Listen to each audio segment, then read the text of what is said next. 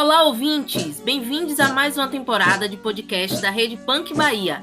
E nesta temporada estamos cheios de novidades para vocês. E a primeira delas é que o nosso podcast estará disponível em mais uma plataforma. Então, além do Spotify, vocês poderão nos acompanhar através do nosso canal do YouTube. Corre lá e se inscreve no nosso canal Rede Punk Bahia e ative o sininho para mais notificações. A outra novidade é que a equipe do podcast, esta temporada, está de cara nova. E eu, Camila Souza, aluna da Universidade Federal da Bahia, juntamente com meu colega Davidson Oliveira, conduziremos o primeiro episódio desta nova temporada. Fala, Davidson! Isso mesmo, Camila! Olá, pessoal! Estou super animado com esta temporada e queria aproveitar para apresentar a equipe que nos apoiou na estruturação deste episódio, formada por Clarissa Passos, Graziela Costa, Jennifer Fernandes, João Laporte, Railan Oliveira e Yasmin Oliveira. E para abrir a nossa temporada com chave de ouro, o tema do episódio de hoje é Punks, como um santo remédio. E para discutir essa temática tão especial, contaremos com a participação e experiência de uma convidada excepcional para o nosso bate-papo, Juliana Paixão. Juliana é farmacêutica, formada pela Universidade Federal da Bahia, graduanda em gastronomia pela Universidade Católica Paulista, mestra em recursos genéticos vegetais pela Universidade Estadual de Feira de Santana e está desenvolvendo seu doutorado em Química, também na Universidade Federal da Bahia. Seja bem-vinda, Juliana. Estávamos ansiosos pela sua participação. Olá, Davidson. Olá, Camila. Muito obrigada pelo convite. Me sinto muito honrada de estar participando desse podcast com vocês. Obrigada. Juliana, desde cedo na sua vida acadêmica, você tem desenvolvido pesquisas diversas com espécies de plantas. Mas, quando de fato as plantas, ou mais precisamente as punks, entraram em sua vida? Bem, na verdade, eu comecei a trabalhar com plantas, plantas medicinais de forma geral, em 2011, quando eu comecei a fazer iniciação científica na graduação. Porém, o meu contato de verdade com as punks, eu nem conhecia o termo, aconteceu em final de 2012 para 2013, quando eu fui em um congresso no sul do país, na área de farmacognosia, e lá tinha uma área só de punks, e eu achei muito interessante, pois tinha todo o cultivo, eu acabei achando interessante aquela área. Mas o meu contato, de verdade, que o meu interesse começou, foi no final de 2019, quando eu comecei a graduação em gastronomia. E eu fiquei pensando como é que eu poderia unir a área da farmácia à gastronomia. Foi nesse momento que eu percebi que as punks, o meu interesse realmente surgiu, por essa área. Então, foi por conta disso. Muito obrigado, Juliana. Bastante interessante essa sua experiência com as punks. Realmente, muito surpreendente como as punks entraram em sua vida. E aproveitando, Juliana, que estamos falando de lembranças, sabemos que o uso das plantas pelo homem é dita como uma prática milenar. Eu gostaria que você comentasse um pouco sobre isso com a gente.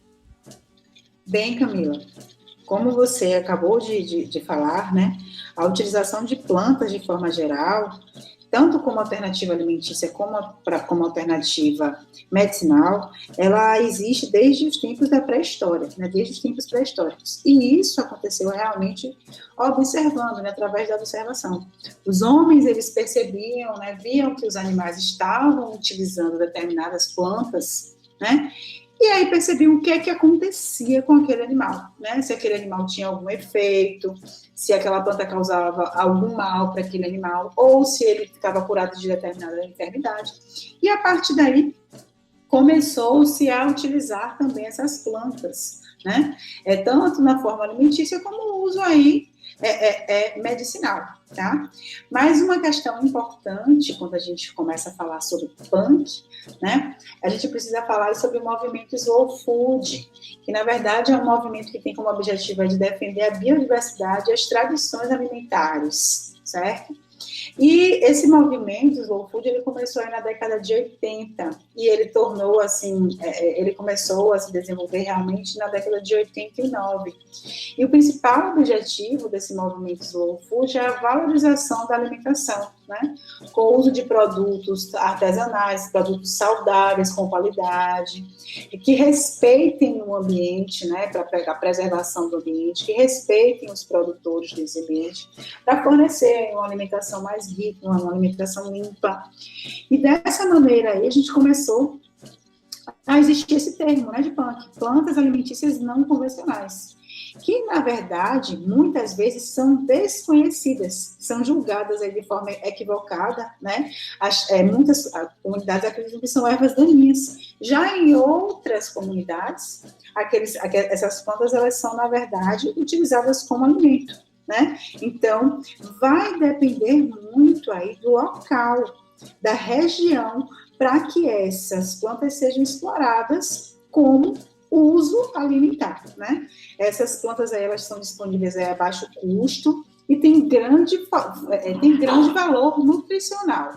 Muito interessante, Juliana. E é bem bacana, né, quando a gente fala da participação dos animais nesse processo. De que a partir de uma observação do comportamento dos animais em se alimentar daquela determinada planta, o homem ele começou a utilizá-la, né, tanto na parte nutritiva, na parte terapêutica, para uso religioso. Então, isso é muito interessante. Uma fala riquíssima, Juliana. Agora eu tenho mais uma pergunta. Como se deu a percepção de que algumas punks também apresentam propriedades medicinais? Bem, Davidson, na verdade, muitas dessas plantas, né, elas são utilizadas, elas apresentam potencial alimentar em determinados locais, em determinadas regiões. No entanto, em outras regiões, as mesmas espécies vegetais, elas acabam sendo conhecidas por suas propriedades medicinais. Então, essas plantas, né, essas plantas alimentícias, elas acabam sendo consumidas, né, em comunidades, né? Elas não foram assim, nem todo local utiliza essas plantas, né? Até porque, como o nome já diz, elas não são convencionais. Elas acabam sendo consumidas em determinadas localidades, né? Elas não são de formas difundidas.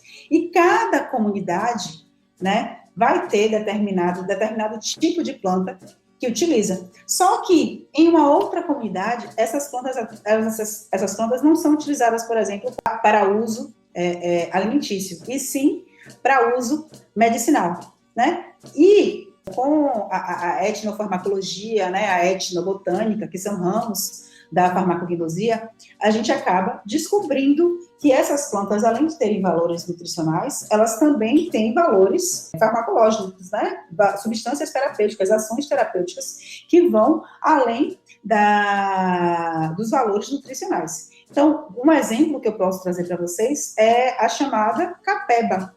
A capeba, aqui na Bahia, por exemplo, ela é utilizada para pacientes que estão com algum tipo de problema no fígado, gordura no fígado, né? Então, ela é muito utilizada para eliminação de toxinas no fígado. E muito difícil alguém saber que a capeba é utilizada aqui, por exemplo, em Salvador, né? Muito difícil alguém saber que a capeba, ela é utilizada como planta alimentícia não convencional.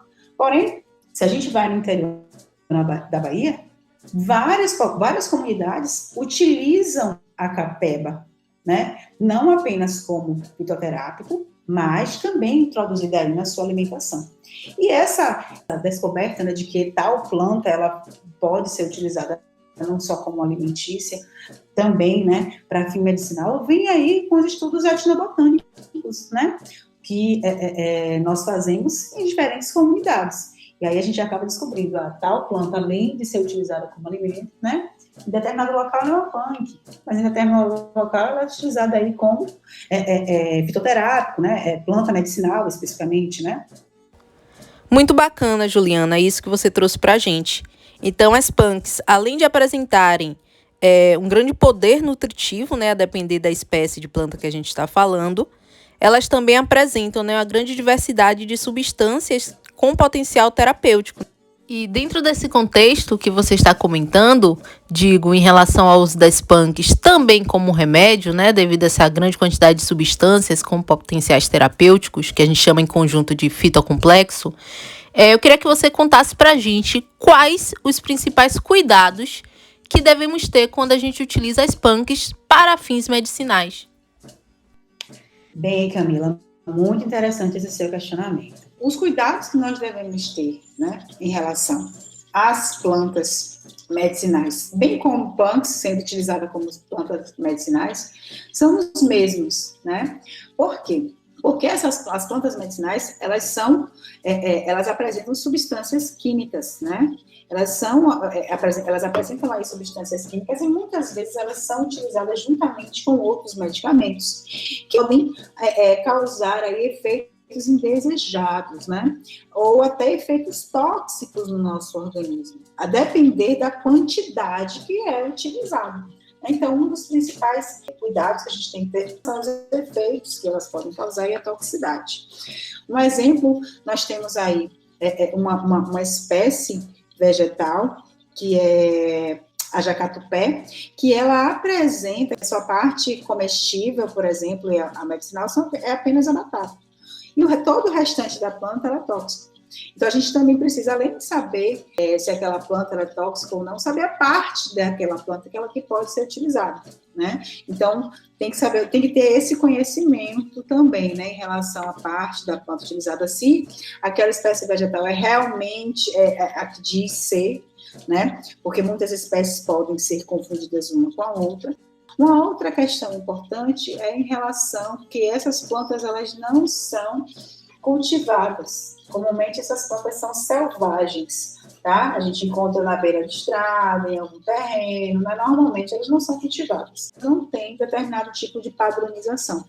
Então, essas plantas que não são cultivadas, elas podem ter qualquer tipo de contaminação que pode acarretar em algum dano à saúde da pessoa que vai estar utilizando, certo? Então, são alguns dos cuidados que nós devemos ter. E para finalizar o nosso podcast, vamos fazer um jogo rápido. Exatamente, Davidson. A gente diz uma punk, Juliana, para você e você nos conta o porquê dela ser considerada um santo remédio. Então lá vai a primeira. Bertalha. A bertalha, ela é considerada como o espinafre indiano, tá? Ela é utilizada aí como refogado, em sopas, tortas, né, como ornamentação, para finalização de pratos. Mas ela tem fins medicinais aí, porque ela tem uma grande quantidade de cálcio, ferro, né, reposição de ferro, de vitamina A, de vitamina B, de vitamina D. Além disso, o caule dessa planta, né, além dela ser fonte, né, dessas vitaminas e de alguns micronutrientes, de vários micronutrientes, ela também tem grande quantidade de proteína. O caule dessa planta tem 50% de proteína. Então, a bertalha, além de ser fonte aí de várias vitaminas, né, micronutrientes, ela também tem grande parte nutricional. Taioba, Juliana. A taioba, ela é uma espécie muito conhecida por nós, tá? Ela é uma folha que parece uma orelha de elefante, que a gente conhece, todo canto a taioba tem, né? Ela é muito utilizada em salada crua, flambada, salteada, empanada, tá? E ela é muito utilizada aí para anemia, osteoporose, também é fonte de vitamina C, vitamina B, é fonte de cálcio, de magnésio, de potássio, tem grande função aí como digestiva para hidratação da pele, então, ela, além de ser fonte nutritiva, também tem ação medicinal. Jacatupé.